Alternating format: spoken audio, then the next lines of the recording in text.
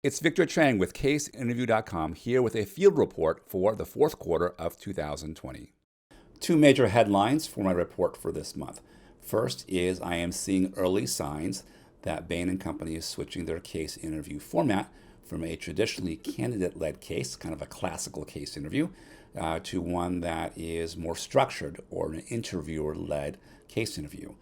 So it appears, at least in some offices, that the interview seems more like the McKinsey model of interviews, where it's more structured. Every candidate gets the exact same case.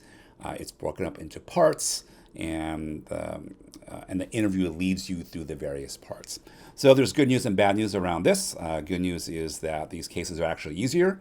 The bad news is the cases are easier. So it is actually harder to stand out when the cases are easier. So keep that in mind as a possibility and maybe even a probability, certainly in the Western economies. And I'll have more details on that hopefully in the new quarter. Hopefully they get more confirmation around how geographically spread this change might be.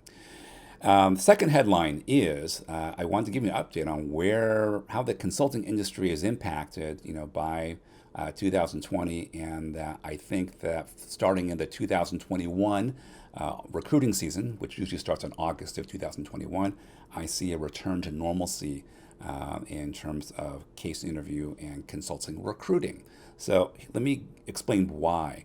I think it all starts with clients. Everything I tell you starts with clients, which flows to consulting firms, which then flows to you. So in 2020, in the first quarter, of course, we had the pandemic. It was very unclear what was going on. How bad is this? Where does it end? When does it end? So Global 2000 companies largely froze their decision making and then did layoffs in many industries. This in turn froze the consulting projects that they needed from consulting firms, which then meant that consulting firms couldn't forecast their client engagements and how many projects they would have, and therefore couldn't forecast their labor needs, which that meant they froze their recruiting because they didn't want to add people that they couldn't afford to pay. Okay. So that's happened probably in March, April, May, June of 2000. People who had offers to start in August of 2000, many of them were asked to start later. The firms, I think, made a concerted effort to continue to honor those offers because they didn't want to develop a reputation for canceling those offers, which would harm them in terms of recruiting effectiveness in subsequent years. So many people I've spoken to were asked to start working instead of in August, in November or December, in particular recent graduates.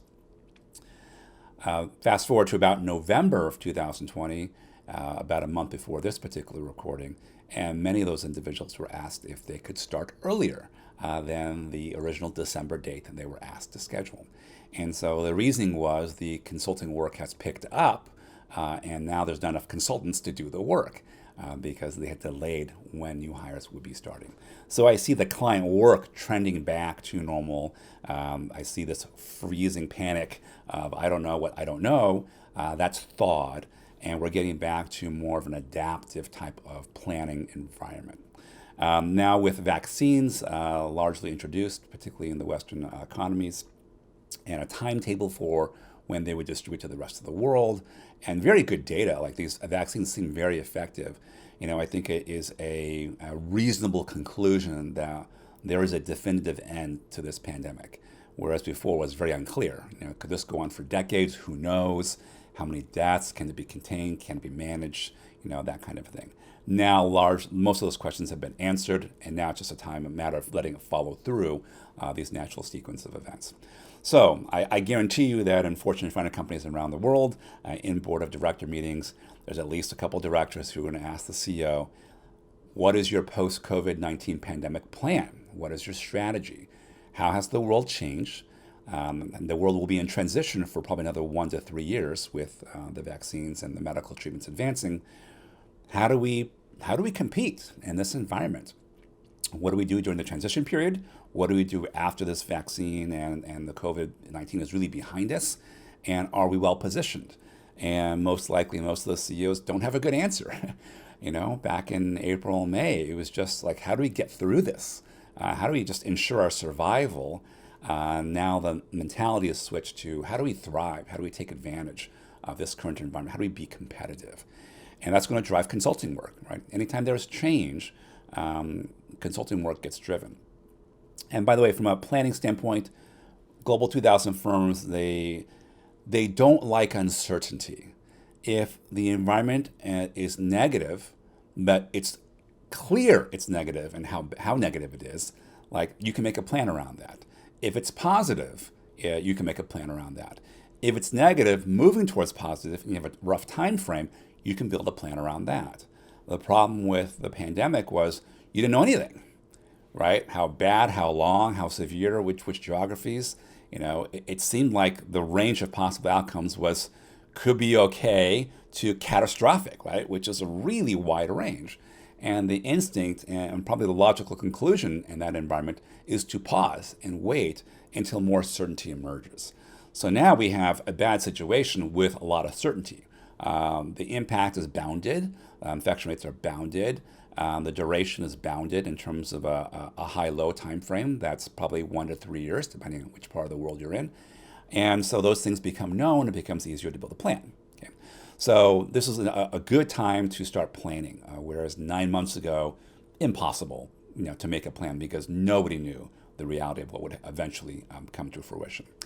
So I think that's kind of what I'm seeing is that starting in the recruiting season of roughly August, 2021 for full-time hires, I see that kind of returning to more of a traditional trajectory.